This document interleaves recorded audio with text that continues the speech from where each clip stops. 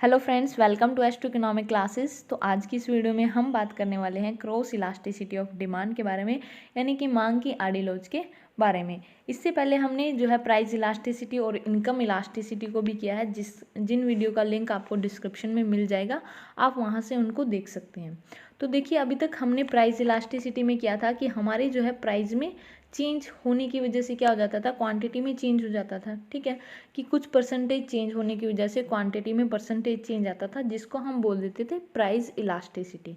उसके अलावा income elasticity हमने किया था कि इनकम में परसेंटेज चेंज होने की वजह से क्वांटिटी में परसेंटेज चेंज आ जाता था, तो वो हमारा हो जाता था इनकम जो है इलास्टिसिटी। अब बात करते हैं क्रॉस इलास्टिसिटी की।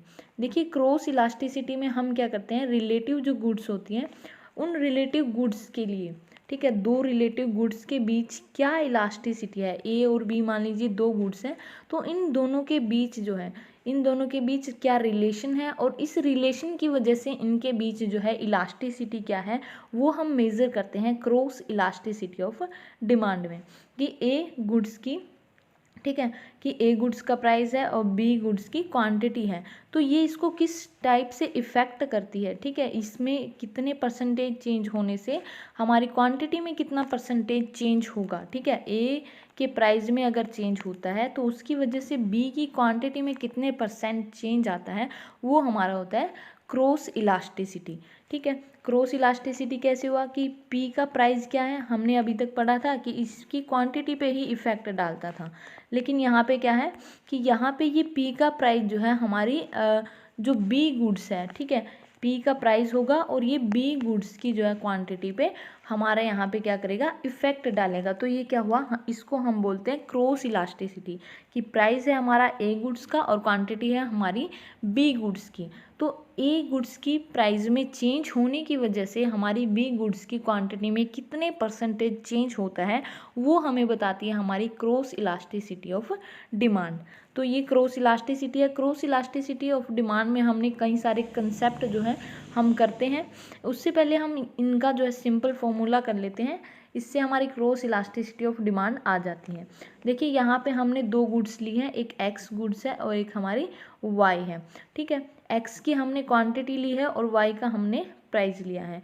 कि अगर जो है एक्स की क्वांटिटी में परसेंटेज चेंज हो जाता है, ठीक है, proportionate change in quantity of X by में proportionate change in price of Y, तो ये हमारा निकल के आ जाता है क्रॉस इलास्टिसिटी। ठीक है, कि दो गुड्स हैं हमारे पास, उन दोनों के बीच क्या रिलेशन है, और रिलेशन कैसे निकालेंगे कि एक गुड्स की प्राइस में चेंज होने से दूसरी गुड्स की क्वांटिटी में क्या चेंज होता है या कितने परसेंटेज चेंज होता है, वो हमें बताती है क्रॉस इलास्टिसिटी। तो इसको हम निकालते हैं इस फॉर्मूले से।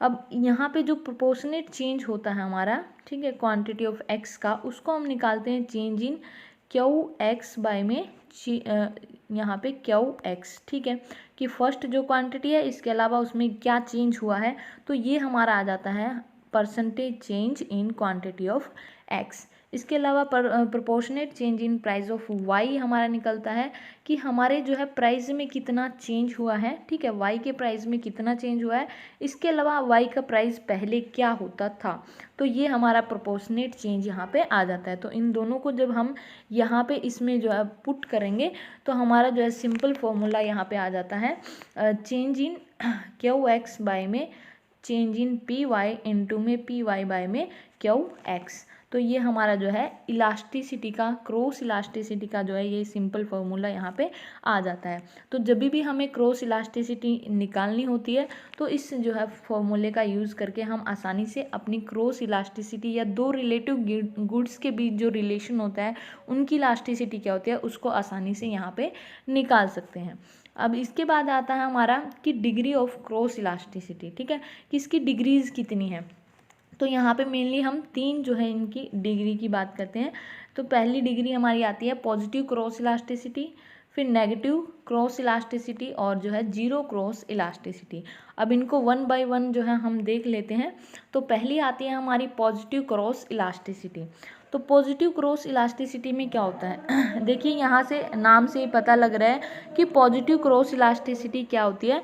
तो पॉजिटिव यानी कि दोनों के बीच क्या होगा कि हमारा जो प्राइस होता था एक, ठीक है, ए गुड्स का प्राइस और यहाँ पे क्या होता था, बी गुड्स की क्वांटिटी होती थी। तो इन दोनों के बीच क्या है, हम पॉजिटिव रिलेशन करते हैं कि अगर ए का प्राइस इंक्रीज होता है तो बी की क्वांटिटी भी इंक्रीज हो जाती है, और इसके अलावा अगर ए का प्राइस डिक्रीज होता है तो यहाँ पे बी की क्वांटिटी भी डिक्रीज हो जाती है। तो ऐसे इनके बीच क्या होता है, पॉजिटिव रिलेशन होता है।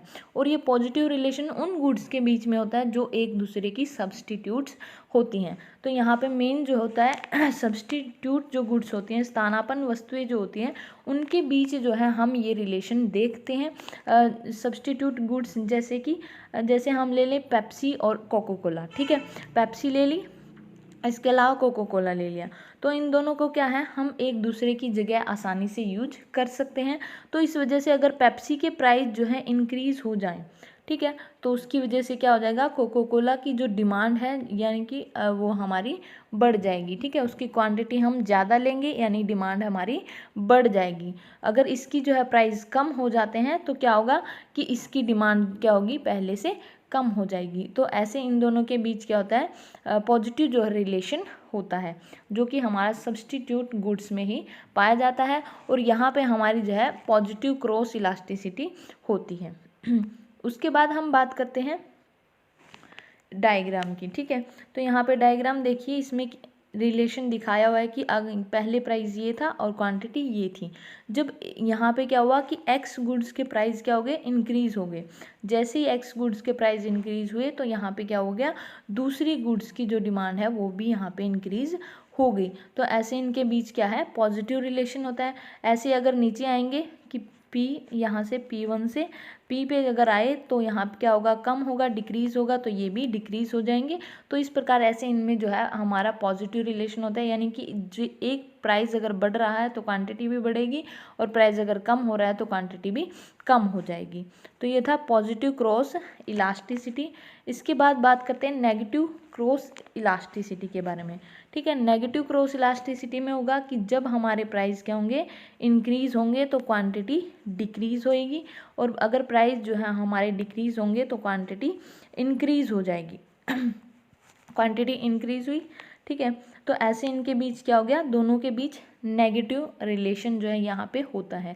और ये नेगेटिव रिलेशन हमारी जो है मेनली कॉम्प्लीमेंट्री जो गुड्स होती हैं, ठीक है, यानी कि पूरक जो वस्तुएं होती हैं उनके बीच होता है। अब कॉम्प्लीमेंट्री गुड्स कौन सी होती हैं, तो कॉम्प्लीमेंट्री गुड्स वो गुड्स होती हैं जो हम जो है एक साथ यूज करते हैं। जैसे कार का और पेट्रोल का एक साथ यूज होता है, इंक का और पेन का एक साथ यूज होता है।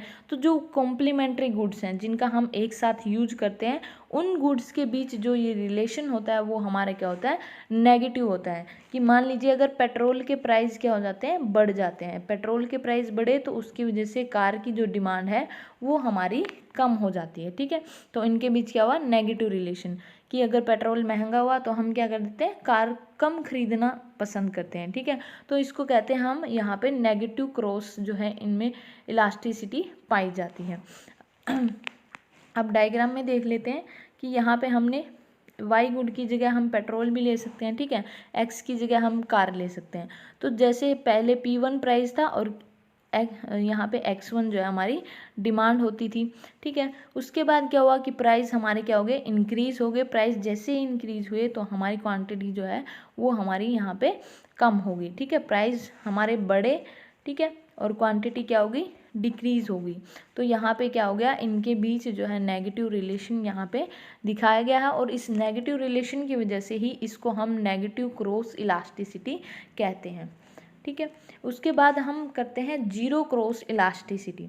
अब देखिए जीरो क्रॉस इलास्टिसिटी में होता है कि हमारे पास जो गुड्स होती हैं उनके बीच जो है एक के प्राइस का दूसरी की क्वांटिटी पे कोई इफेक्ट नहीं पड़ता, कि ये प्राइस ज़्यादा हो या कम हो तो क्वांटिटी पे कोई भी इफेक्ट नहीं पड़ता है, ठीक है। क्वांटिटी पे कोई इफेक्ट नहीं पड़ेगा। अब मान लीजिए कि आपकी जो है यहाँ पे हम एग्जांपल ले लेते हैं कि यहाँ पे जो है आपकी कोको कोला है, ठीक है। कोको कोला का कार की डिमांड पे कोई इफेक्ट नहीं पड़ता, ठीक है। ये कोको कोला अलग चीज़ है, कार अलग चीज़ है। तो जब दोनों के बीच कोई रिलेशन है ही नहीं, तो उस वजह से क्या होगा, दोनों के बीच जो है कोई भी इलास्टिसिटी नहीं होगी, दोनों के बीच कोई रिलेशन नहीं होगा, कोई रिलेशन नहीं होगा तो क्या होगा, वहाँ पे हमारी ज़ीरो क्रॉस इलास्टिसिटी होगी।